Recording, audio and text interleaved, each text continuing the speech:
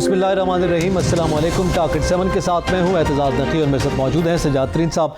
आज के प्रोग्राम में सबसे पहले जिक्र करेंगे कि इस वक्त पूरे मुल्क में पेट्रोल की किल्लत है, जबकि तर्जमान पेट्रोलियम डिवीजन कहते हैं कि मुल्क में पेट्रोलियम मसनूआत की कोई किल्लत नहीं। इसके साथ साथ हम जिक्र करेंगे कि वज़ीर आज़म ने आज गुफ्तगू की है एक एमनेस्टी स्कीम जो कि स्टेट बैंक के हवाले से जारी की गई है ओवरसीज़ पाकिस्तानीज़ के लिए। उसकी तकरीब से उन्होंने ख़िताब किया है।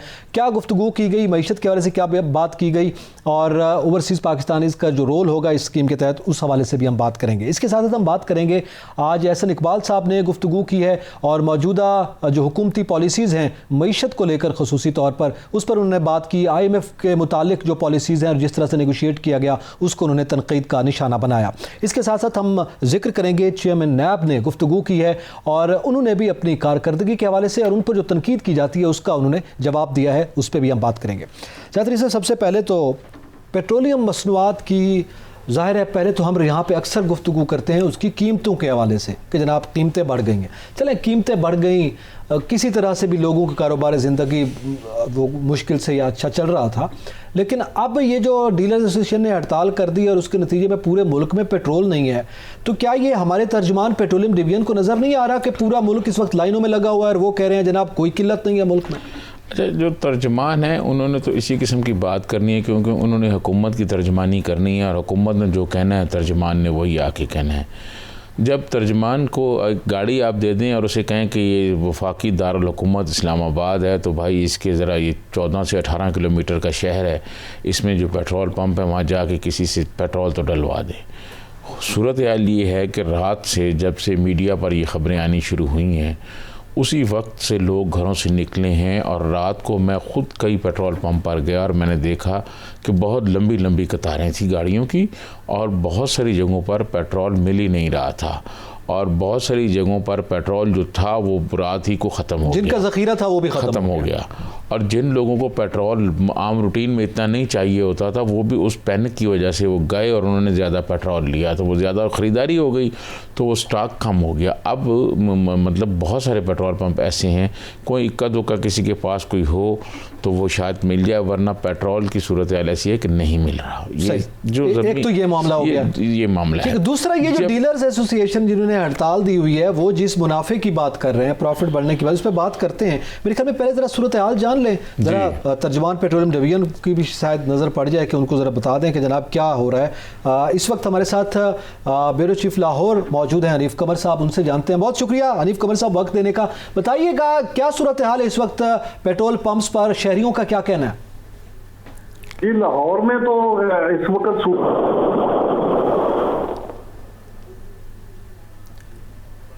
दोबारा रब्ता करने की कोशिश करते हैं, हमारा रब्ता मुनक़ता हो गया है। लाहौर में सूरत हाल जानेंगे, पूरे मुल्क में सूरत हाल जानेंगे कि क्या है, लेकिन ये जो मुनाफा बढ़ाने की बात कर रहे हैं, क्या इस पे अब हुकूमत कहती है कि वो बहुत ज़्यादा मुनाफा बढ़ाने का जिक्र कर रहे हैं इसलिए हमारी नेगोशिएशन नहीं हो रही? देखें, मेरी पेट्रोलियम मिनिस्ट्री के ज़राए से मेरी बात हुई थी और मैंने उनसे पूछा कि क्या कितना चाह रहे हैं, तो उन्होंने कहा जी ₹9.25 वो कह रहे हैं। अगर उनके डीलर्स के ये मुतालबात मान लिए जाएं तो जो पेट्रोल की कीमत में इजाफा है वो ₹9.25 और करना पड़ेगा पर लीटर, और ₹4 वो जो हर माह करना है IMF के तहत, चार माह वो करना है, तो ये तो बहुत ज़्यादा हो जाएगा। मार्केट में जो बढ़ेगी वो अलग है, वो ऐड होगा। तो सर अगर इजाज़त दें तो हमें रब्ता बहाल हो गया। हनीफ कमर साहब लाइन पर मौजूद हैं। जी हनीफ कमर साहब। जी, मैं अर्ज कर रहा था कि लाहौर में तो सिचुएशन नॉर्मल है। उसकी वजह ये है कि ये जो पेट्रोलियम डीलर एसोसिएशन की स्ट्राइक थी ये डिवाइड हो गई यहाँ पर, और यहाँ पर ये मौसर नहीं रही लाहौर में। और दूसरा एक ये हुआ कि कल ही चूंकि ये स्ट्राइक से पहले ही अनाउंसमेंट हो गई थी कि कल स्ट्राइक होगी, तो लोगों ने अपनी अपनी गाड़ियों में पेट्रोल कल रात को ही भरवा लिया। तो आज पेट्रोल पंप मजमूरी तौर पर खुले हैं, बहुत कम तादाद में पेट्रोल पंप लाहौर में बंद हुए हैं। यानी आप कह सकते हैं कि मैक्सिमम 20% पेट्रोल पंप बंद हुए, और वो भी उनमें से भी दोपहर के बाद कुछ और पेट्रोल पंप भी खुल गए। लेकिन जो पेट्रोल पंप खुले हुए भी थे उन पे भी कोई रश नहीं रहा, इस वजह से कि लोगों ने। साहब, ये 2 ग्रुप्स में क्यों तकसीम हुई? आज इस हवाले से बड़ी नॉर्मल सिचुएशन लाहौर में देखने को मिली। चलें, शायद मेरी आवाज़ सही नहीं जा रही। चलें, हनीफ कमर साहब, आपने हमें बताया है ये सूरत हाल है लाहौर में। ये तो अच्छी खबर है आवाम के लिए कि चलें उसमें तकसीम हुई और उसके नतीजे में आवाम को लाहौर में जो है वो पेट्रोल मैसर है, और दीगर इलाकों से भी हम जानने की कोशिश करेंगे।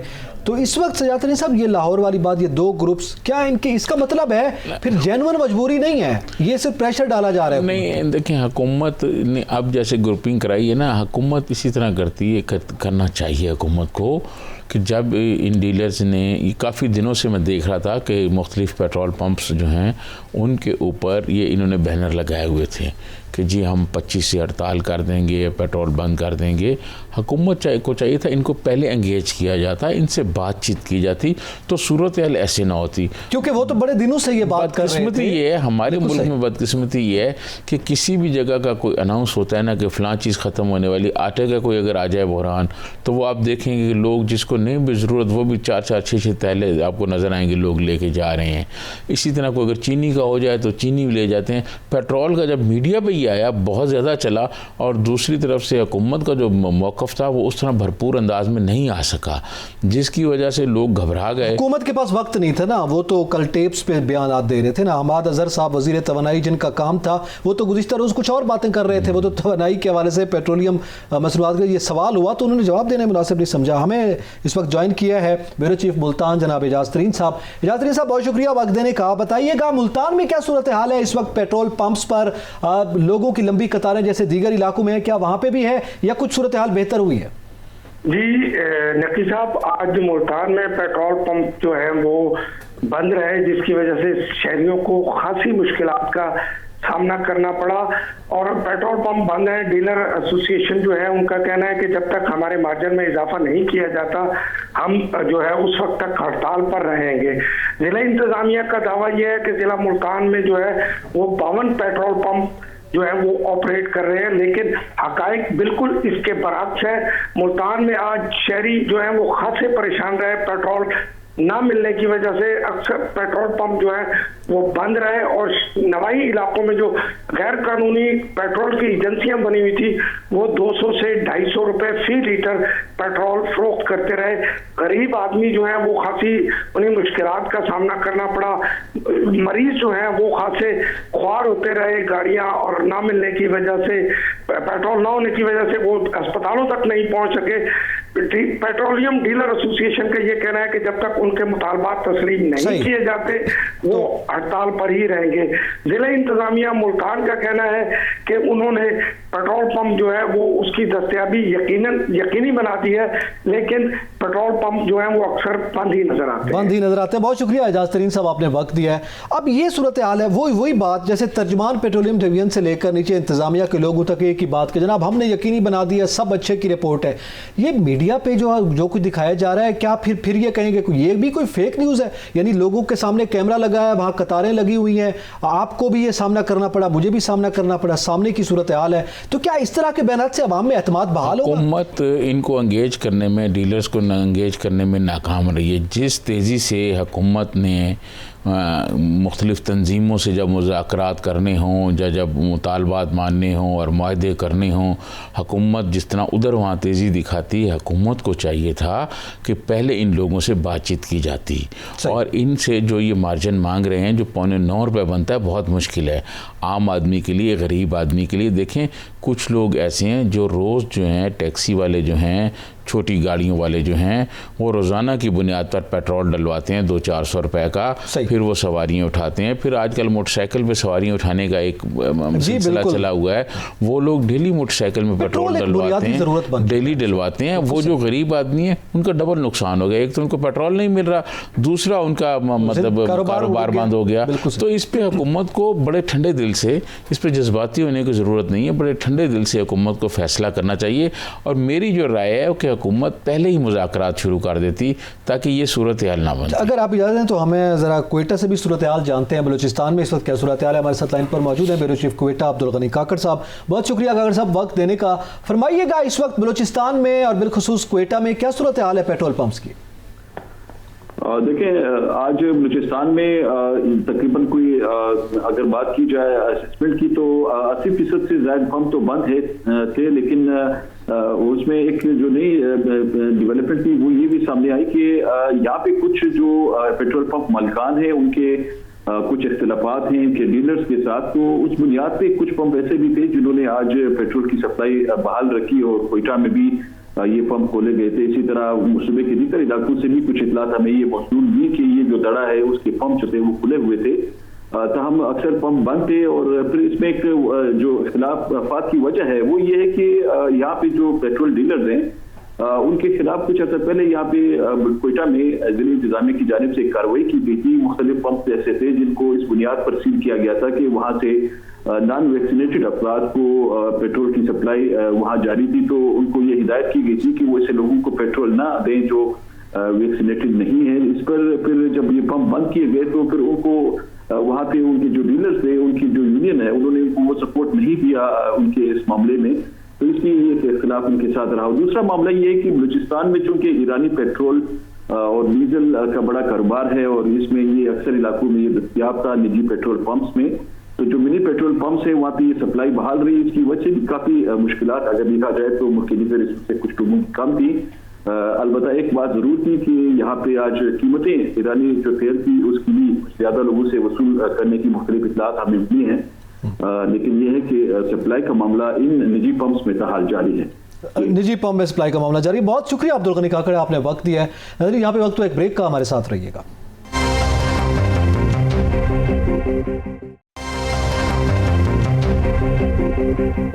वेलकम बैक नाज़रीन, बात कर रहे हैं आवाम की और आवाम इस वक्त परेशान है पेट्रोल के लिए। ज़्यादातर साहब ब्रेक से पहले ये बात हो रही थी, हम गाय बगैर सूरत हाल भी जान रहे हैं मुख्तलिफ इलाकों की। सवाल ये है कि ये चले मार्जिन कितना है, वो कितना डिमांड कर रहे हैं, हुकूमत कितना दे सकती है, क्या होगा, ये अब भी तो ज़ाहिर है मुज़ाकरात हो रहे हैं ना, अब भी तो गुफ्तगू होगी और कोई ना कोई नतीजा तो निकलेगा। ये पहले बुला लिया जाता, वो तकरीबन एक हफ्ते से ये बात कर रहे हैं, तो मेरे ख्याल में ये नौबत ही ना आती जो आज आवाम को भुगतना पड़ रही है। तो इसमें सर मुझे ये फरमाइएगा क्या वजह है कि हुकूमत, यानी हमने ये बात की गुज़िश्ता रोज़ हमाद अजहर साहब का ये काम था कि वो कल ये मामला हल कर सकते थे, लेकिन कल वो बिजी थे फवाद चौधरी साहब के साथ यहाँ प्रेस कॉन्फ्रेंस करने में कि जनाब मरियम नवाज साहब ने क्या कहा और क्या नहीं कहा। असल में एतजाज़ साहब, हुकूमत ने अपना फोकस जो है ना वो मोहतरमा मरियम नवाज़, अपोजिशन, नवाज शरीफ और जरदारी साहब और पीपल्स पार्टी रखा हुआ है।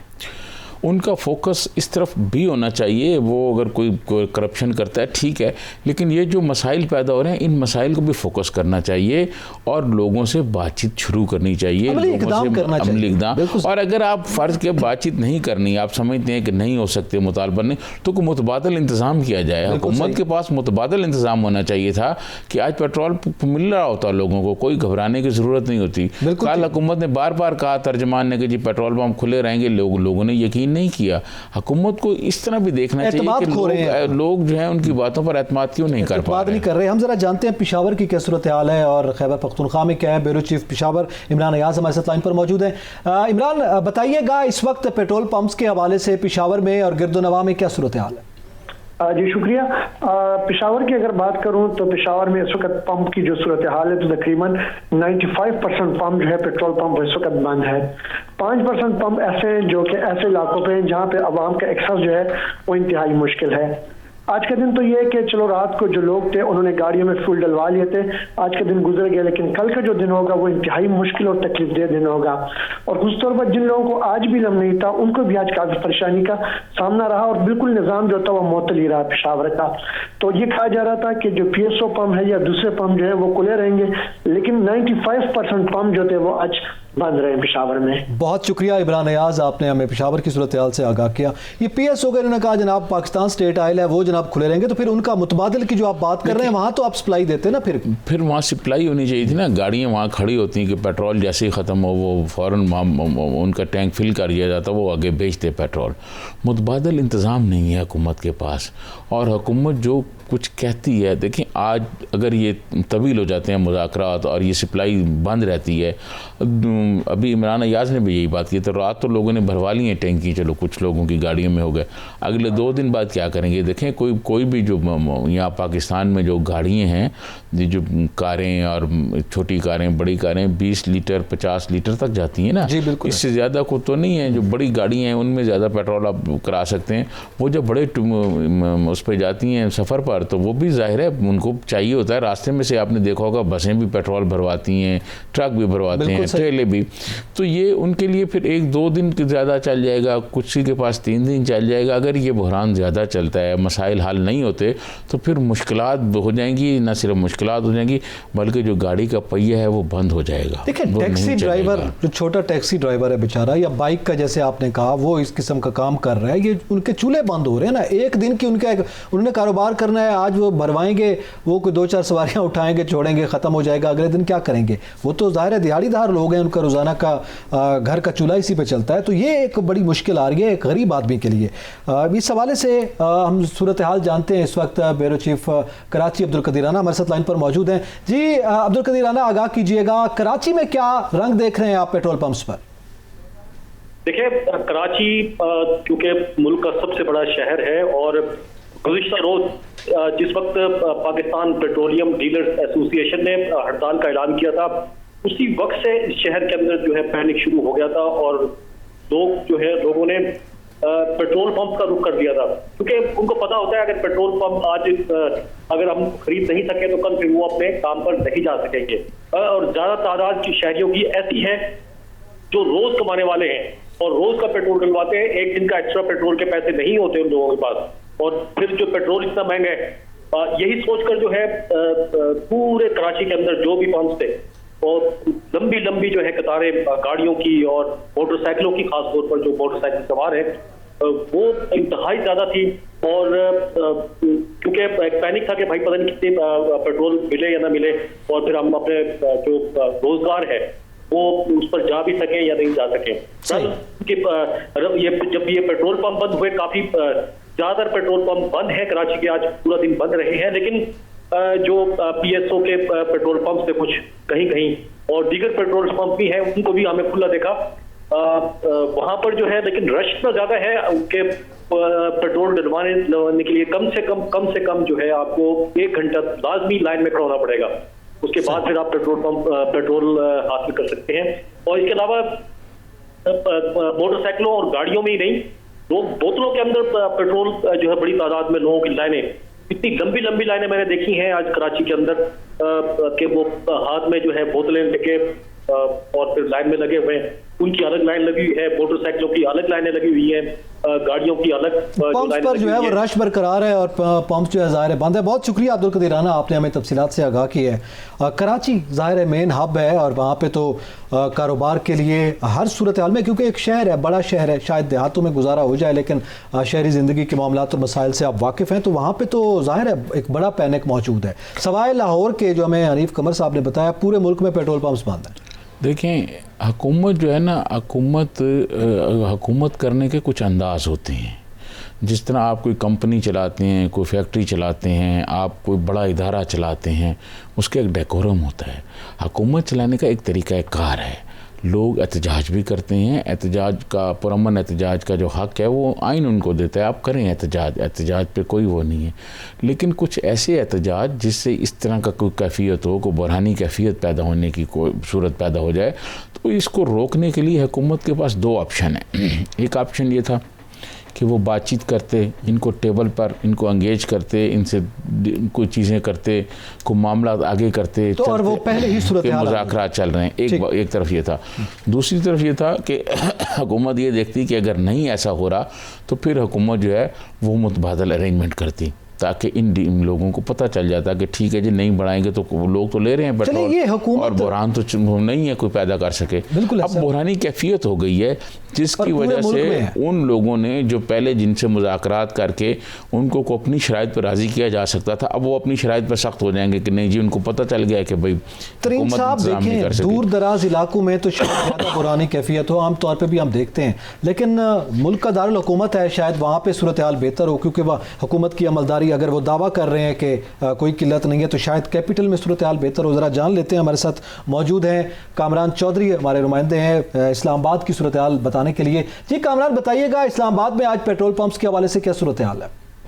जी देखें, एसोसिएशन की जानिब से जो हड़ताल की कॉल दी गई थी वो इस्लामाबाद में किसी हद तक जो है वो कामयाब रही है। इस्लामाबाद के तमाम पेट्रोल पंप्स जो हैं वो दिन भर जो है वो बंद रहे हैं। सुबह 6 बजे से ये पेट्रोल पंप्स की बंदिश का ऐलान किया गया था। 6 बजे के बाद ही बेशतर पेट्रोल पंप्स जो है वो बंद होना शुरू हो चुके थे कंपनियों की जानिब से, और पाकिस्तान स्टेट ऑयल की जो कि सरकारी एजेंसी है तेल फराहम करने वाली, उसकी जानिब से ऐलान किया गया था कि तमाम आउटलेट्स जो हैं वो खुले रहेंगे। लेकिन इस्लामाबाद में इस वक्त तक जो है वो सिर्फ 3 आउटलेट्स ऐसे हैं जो खुले हैं। एक PSO का है, एक अटक कंपनी का है, और एक जो है वो भी निजी कंपनी का पेट्रोल पंप है। जो 3 पेट्रोल पंप्स हैं ये पेट्रोल जो है वो पेट्रोलियम मसनूआत फराहम कर रहे हैं सारिफिन को। इसके अलावा तमाम पेट्रोल पंप कैपिटल में भी बंद है। बहुत शुक्रिया कामरान चौधरी, आपने अपना वक्त दिया और हमें तफसीलात से आगाह किया है। बस कुछ निजी हैं वो भी जिनके पास ज़ख़ीरा है बस वो निकाल रहे हैं, लेकिन ये कैपिटल की सूरत हाल है। यहाँ पे PSO पंप्स पे भी इस वक्त ज़ख़ीरा नहीं है ज़ाहिर है, तो वो सप्लाई नहीं दे रहे।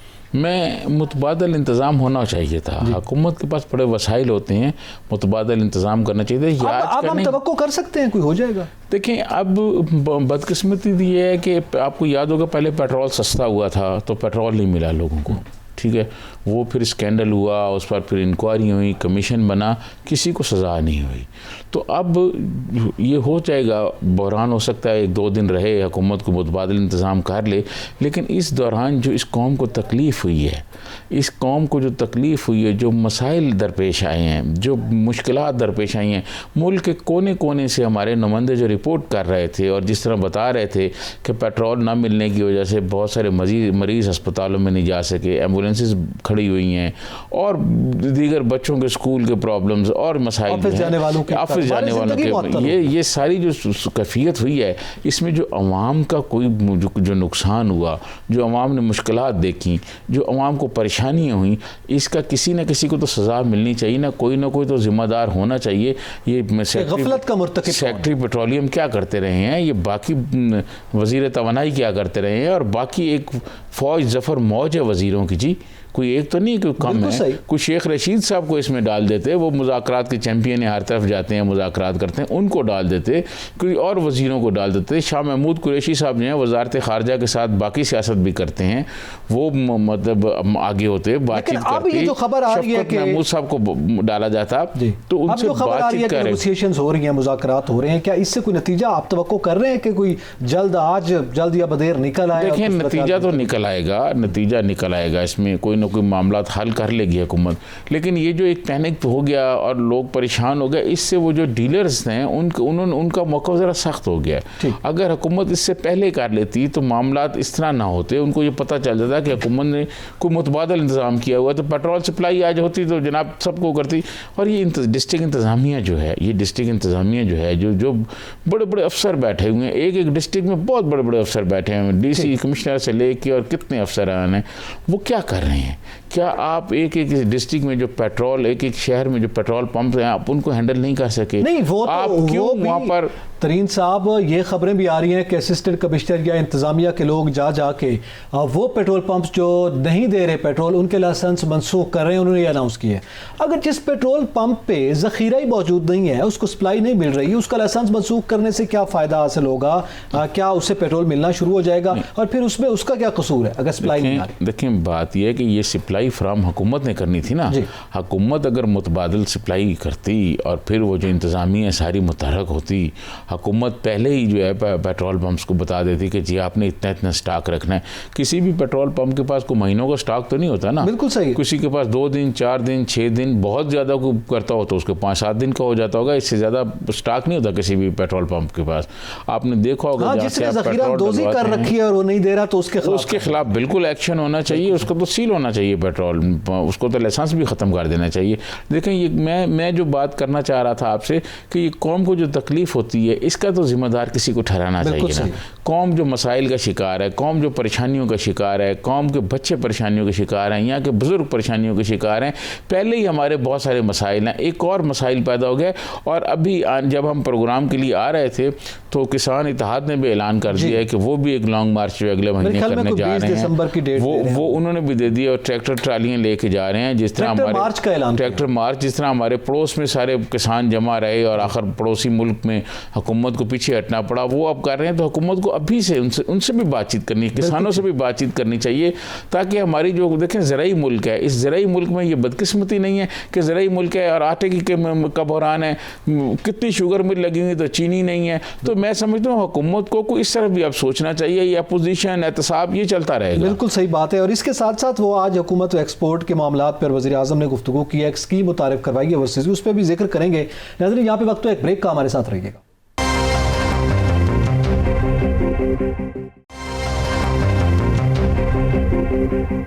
वेलकम बैक नाज़रीन। जिक्र करेंगे कि अब वज़ीर आज़म ने एक सोनी धरती एमनेस्टी इंटरनेशनल का इफ्तिताई तकरीब से आज गुफ्तगू की है और उन्होंने बताया कि ये ओवरसीज़ पाकिस्तानीज़ को फ़ायदा देंगे।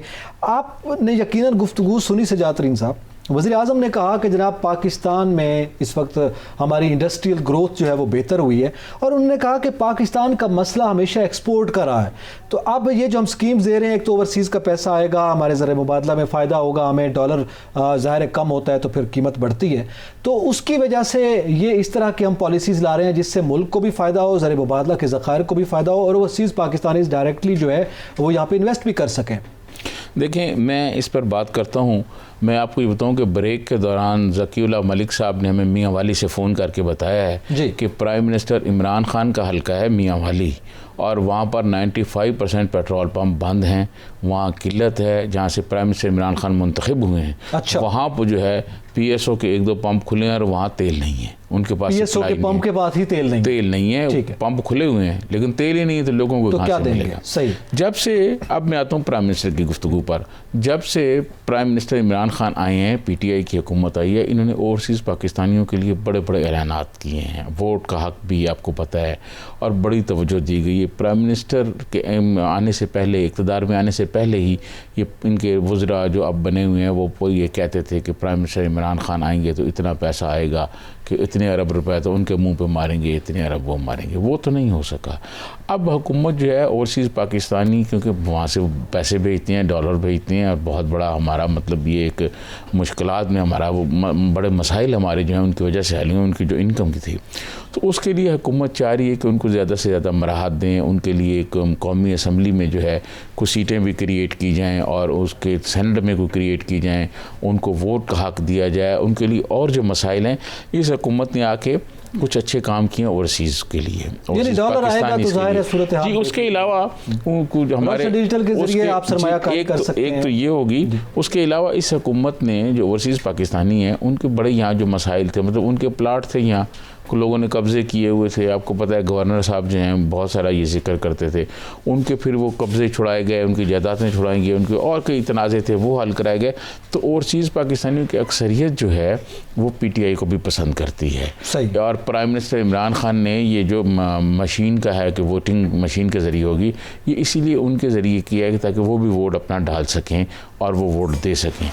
उसकी मुखालफत हो रही है, वो बहुत सारे मौक़िफ़ है। लेकिन देखें, बात यह है कि जब एक्सपोर्ट हम नहीं बढ़ाएंगे, हमारा इंपोर्ट बिल ज़्यादा होगा तो फिर हमें खसारा होगा। सर, अगर आप एक्सपोर्ट की बात करें, वज़ीर आज़म भी ये बात कर रहे हैं। मेरा सवाल ये है कि ये वज़ीर आज़म कहते हैं कि हमारी ज़ाहिर है इंडस्ट्रियल ग्रोथ में भी इजाफा हुआ है और हमारी एक्सपोर्ट बढ़ेगी, बड़ा मसला एक्सपोर्ट है। ये एक दिन पहले, 2 दिन पहले मुशीर ख़जाना शौकत तरीन साहब ने जब IMF के साथ उनके मामलात तय हुए, उन्होंने ये बात की है कि मैं तो इस चीज़ का मुखालिफ था कि टैरिफ में इजाफा ना किया जाए, उससे हमारी इंडस्ट्रियल ग्रोथ में भी फ़र्क पड़ेगा और एक्सपोर्ट के हवाले से ज़ाहिर है फिर कॉम्पिटिटिवनेस में भी हम नेगेटिवली हमारे पे असरात मुरतब होंगे। तो उसके टैरिफ एक जानिब आप बढ़ा रहे हैं, तो उससे कैसे आप एक्सपोर्ट में इजाफा करेंगे? आपकी पॉलिसी जो है वो कुछ और कह रही है, आप वर्बली आकर जो बात कर रहे हैं वो कोई और है। देखिए, प्राइम मिनिस्टर जो है ना वो कोशिश तो करते हैं कि कुछ बेहतर किया जाए, लेकिन जब आप IMF के पास जाएंगे, मैं सादा ज़बान में आपको समझाऊं कि जब आप साहूकार के पास जाते हैं ना पैसे लेने के लिए, तो वो ये नहीं देखता कि आपकी हालत क्या है और आप क्या कर रहे हैं, वो ये देखता है कि मुझे वापस कैसे करेंगे, सही है, मेरे प्रॉफिट का क्या होगा। तो IMF हमारे लिए एक साहूकार है, और जब हम साहूकार के पास जाएंगे और साहूकार की जो पॉलिसी हैं उस पर हम आमादा होकर कर्ज लेंगे, तो फिर प्राइम मिनिस्टर इमरान खान उनके इल्म में है कि ये जो चीज़ें आपने शौकत तरीन साहब के हवाले से बताएं उनके इल्म में हैं, लेकिन वो चाहते हैं कि एक्सपोर्ट बढ़ाई जाए। प्राइम मिनिस्टर इमरान खान ये नहीं देख रहे कि पीपल्स पार्टी की जो हुकूमत थी उसके ज़माने में बहुत ज़्यादा एक्सपोर्ट हुई। अब तक जो 2-3 हुकूमतें रही हैं उनमें सबसे ज़्यादा एक्सपोर्ट का बिल जो है वो पीपल्स पार्टी के ज़माने में था। अच्छा। तो क्या तरीक़ाकार आखिर उन्होंने अपनाया था कि उनके ज़माने में थी, वो तरीक़ाकार कम अज़ कम अपना लिया जाए, उस पर काम कर लिया जाए। हुकूमत जो है उसको अब काम करने की ज़रूरत है, अपनी कारकर्दगी बेहतर बनाने की ज़रूरत है। वो सब फिर लंबी बहस हो जाएगी। आप पीपल्स पार्टी की बात कर रहे हैं या नवाज शरीफ के दौर का कंपैरिजन करें, इसका करें, वो उसकी वजह यह है कि इतनी सख्त शराइत पर कर्जा नहीं था IMF का जो आज की सख्त शराइत पर हमने कर्जा लिया है। तो जाहिर है फिर वो पॉलिसीज हम इंप्लीमेंट नहीं कर सकते ना। अब तो मुकम्मल तौर पर कंडीशंस वहां से आ रहे हैं। यही तो बात शौकत तरीन साहब कर रहे हैं कि जनाब उनकी पॉलिसीज इंप्लीमेंट करना पड़ रही है ना। दूसरा ये जो एहसन इकबाल साहब फरमा रहे हैं कि जनाब ये तकरीबन 70% कर्ज़ों में इजाफा हुआ इस मौजूदा दौरे हुकूमत में, 50 खरब कमोबेश जो है हमारा कर्जा बढ़ चुका है। और एक पाकिस्तानी इस पर वो फिगर दे रहे हैं 2,35,000 का मकरूज़ हो चुका है हर पाकिस्तानी। एहसन इकबाल साहब ज़ाहिर तकलीफ महसूस कर रहे हैं आवाम की। मेरा सवाल ये है क्या इन्होंने नहीं लिए थे कर्जे, वो भी ऐड नहीं हुआ इसमें? अच्छा, कर्ज़े तो हर हुकूमत ने लिए हैं, सिवाय पाकिस्तान के इब्तदाई भुट्टो साहब के 2 जो बजट पेश हुए उनके अलावा वो डॉक्टर मुबशर हसन साहब जो वज़ीर ख़जाना थे उन्होंने 2 बजट पेश किए तो IMF से सपोर्ट नहीं ली गई, बगैर IMF के वो किया। उसके बाद जितने भी हैं वो तो IMF से लेके पैसे किए गए हैं।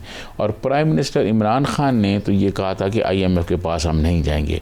जब आप अपने डॉलर बढ़ता है और आपका जो रुपया है वो डिवैल्यू होता है तो कर्ज भी बढ़ जाते हैं, उस हिसाब से वो फिर कर्जे भी ज़्यादा हो जाते हैं।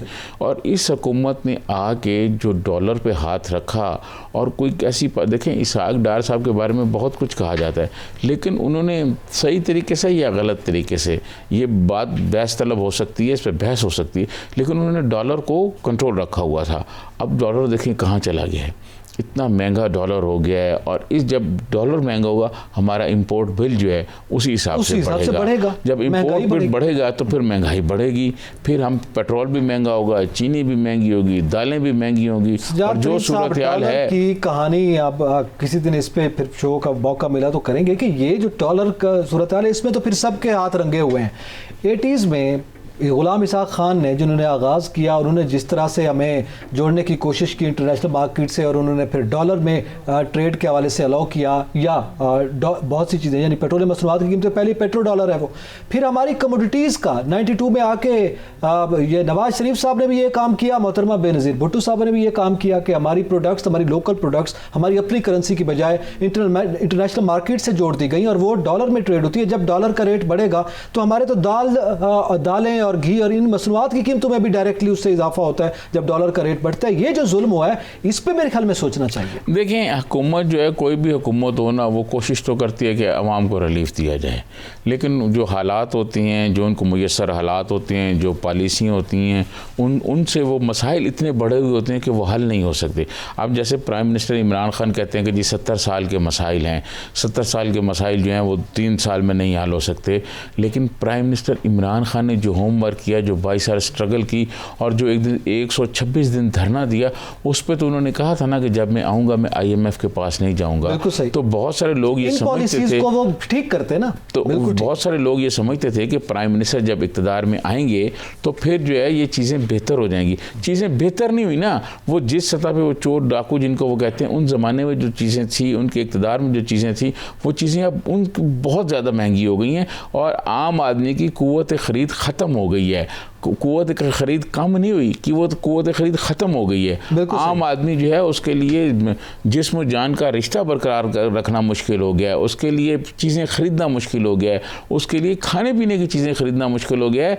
आज अभी जब हम ब्रेक में थे तो ब्रेक के दौरान जो है एक खातून ने मुझे फ़ोन करके ये बताया कि इस्लामाबाद की मार्केट में घी जो है वो 400 रुपये किलो मिल रहा है।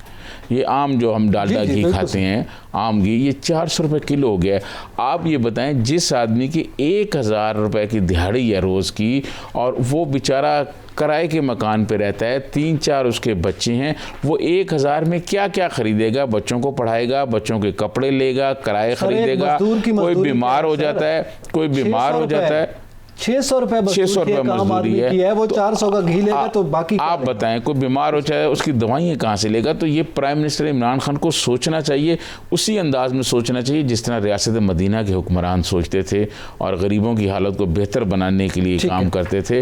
ये गरीब बहुत मुश्किल का शिकार है, बहुत मुश्किल का शिकार है और जाहिर है उसके लिए फिर करप्शन के खिलाफ नारा लगाया था। आज गुफ्तगू की थी चेयरमैन नैब साहब ने भी, लेकिन वक्त हमारे पास ख़त्म हो गया, फिर किसी वक्त इसको भी डिस्कस करेंगे। लेकिन ये ज़रूरी है कि हुकूमत वक्त को अपनी पॉलिसीज़ को इम्प्रूव करना चाहिए, बेशक उसमें ज़्यादा वक्त लगे, वो लॉन्ग टर्म हो, लेकिन हमें बहुत से ऐसे मामला हैं जिसमें हम उलझे हुए हैं। बिलखुसूस जो करेंसी की वैल्यू की जब हम बात करते हैं तो उसको अगर बेहतर कर लिया तो उसके बड़े पॉजिटिव इम्पैक्ट आ सकते हैं। इस जानिब भी तवज्जो देने की ज़रूरत है और जो बहरान पैदा हो रहे हैं इसमें जो गफलत के मुर्तकिब हैं उसका भी मेरे ख्याल में वज़ीर आज़म को खुद नोटिस लेना चाहिए। एतजाज़ नकीर से जाते हैं, इनको इजाज़त दीजिए, अल्लाह हाफ़िज़।